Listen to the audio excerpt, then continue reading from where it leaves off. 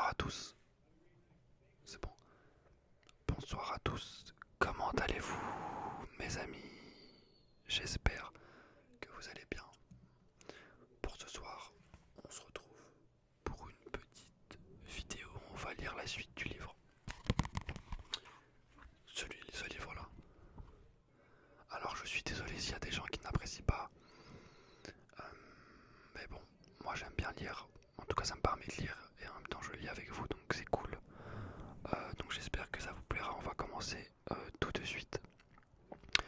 Peut-être que cette histoire vous plaît pas du tout, mais bon, moi j'ai envie de la lire en tout cas. Alors on était page 10, je crois. Voilà.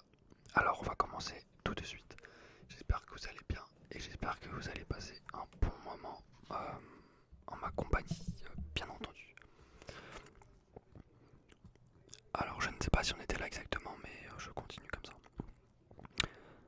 Elle était assise au salon dans un fauteuil, en face de la cuisine, où je lisais un livre. Je pouvais les voir et les entendre tous deux. Attendez, je crois que j'ai déjà vu ça. C'est possible. Non, j'en étais là, je crois.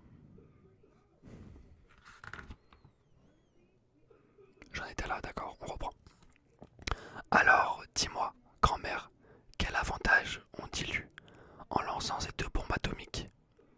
Menacer un plus grand ennemi, la Russie. Menacer la Russie.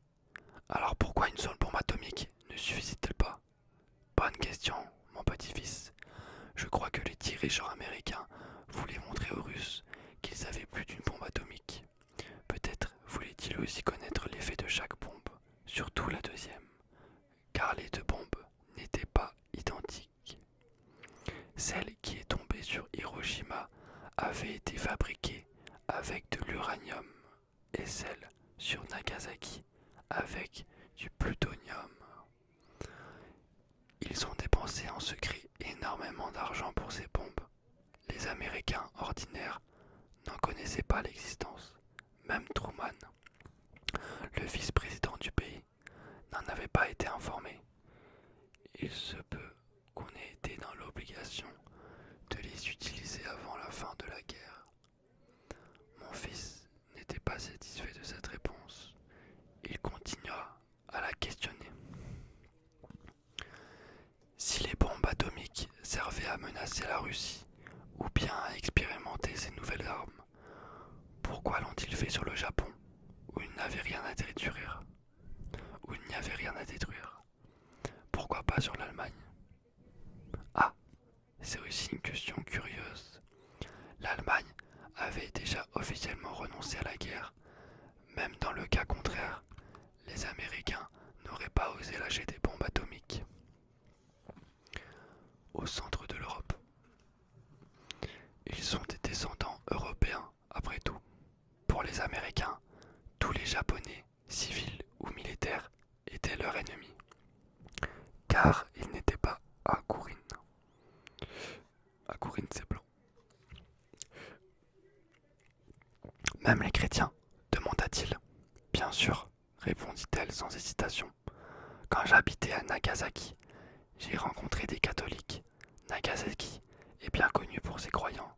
Un jour, une fille catholique de mon école m'a dit, d'un air très sérieux: les Américains sont chrétiens. S'ils trouvent des croix dans notre ville, ils passeront sans faire tomber les bombes. Je lui ai dit aussitôt: pour eux, les Japonais sont des Japonais, et la bombe atomique est tombée en face d'une église. Mon fils se taisait. En fait, il est un demi-descendant européen. Ses arrière-grands-pères étaient allemands. Son grand-père, né aussi en Allemagne, mais élevé aux États-Unis, est devenu pasteur et a travaillé au Japon après la guerre. Le père de mon fils, mon ancien mari, est né au Japon et parle bien le japonais, presque aussi bien que sa langue maternelle. Je ne l'ai rencontré aux États-Unis et je me suis marié avec lui. Nous sommes séparés depuis plusieurs années. Mon fils et moi habitons maintenant ce pays où je suis né, alors que son père demeure encore aux États-Unis. Ma mère continua. En fait, préparer avant que la Russie ne l'envahisse. Le 8 août, la veille du largage de la bombe atomique sur Nagasaki, les Russes ont lancé une attaque contre les Japonais en Mandchourie, qui était à ce moment-là une colonie japonaise. Je les écoutais en faisant semblant de lire ce livre dont jamais je ne tournais les pages. À un moment, ils se firent silencieux. Après, ma mère lui demanda de l'eau.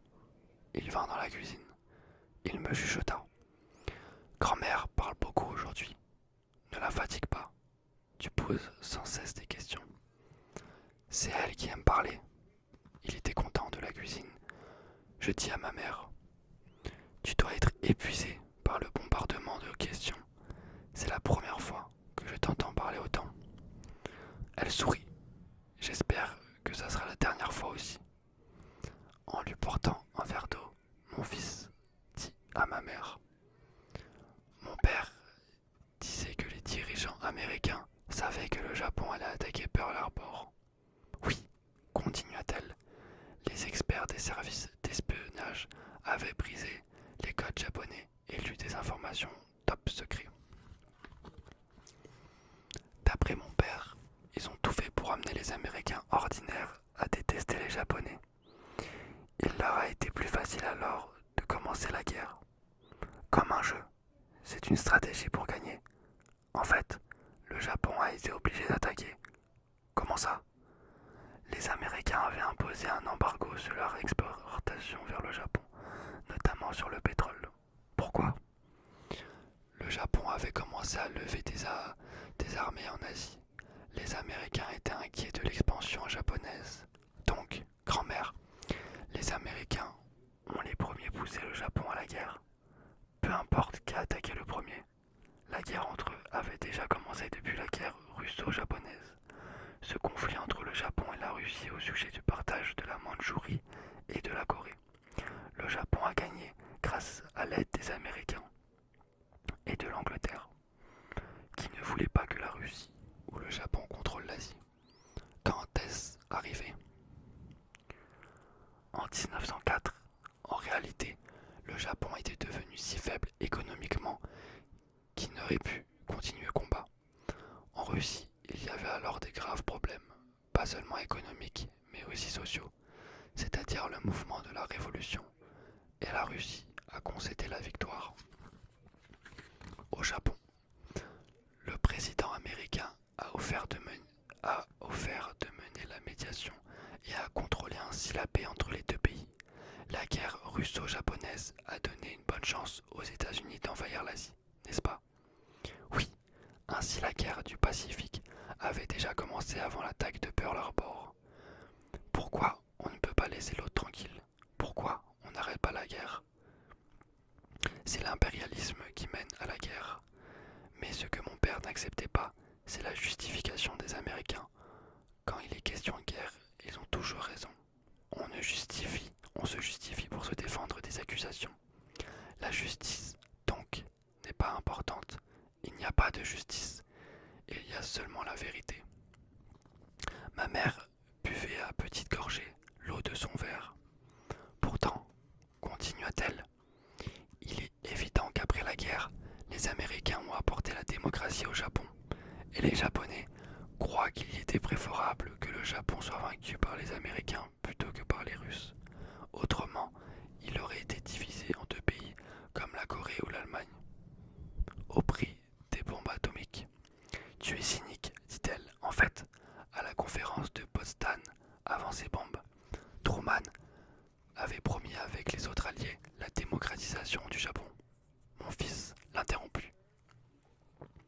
Mais ce que les Américains voulaient, c'était la colonisation du Japon, n'est-ce pas? Vous savez bien qu'après la guerre, le père de mon père travaillait au Japon comme pasteur. C'est lui qui le disait. Ma mère ferma les yeux, les mains croisées. Mon fils se leva pour tirer le rideau de la fenêtre. Il faisait nuit. Il s'assit de nouveau à côté de ma mère. Il dit, vous n'êtes pas fâché contre les Américains. Vous et votre famille êtes des victimes de la bombe atomique. Il me semble que vous les défendez. Je ne comprends pas. Elle ne répondit pas. Elle regardait vers le mur, l'air absent. Sais-tu, dit-elle, comment certains militaires japonais se comportaient dans leurs colonies des pays asiatiques, violents, cruels, brutaux, inhumains, sadiques, sauvages. Voilà les mots utilisés par leurs victimes. Cela aurait été peut-être plus terrifiant si le Japon avait remporté la victoire. Beaucoup de gens devaient être contents de la défaite de l'Empire japonais. Je te rappelle que les Japonais ont massacré plus de 300 000 personnes avant d'occuper Nanki en Chine. Ils ont tué non seulement des soldats et leurs prisonniers, mais aussi des gens ordinaires, des civils, sans armes. Voilà mes amis, on est page 18. J'espère que cette petite vidéo vous aura plu. C'est une petite vidéo tranquille. Je vous souhaite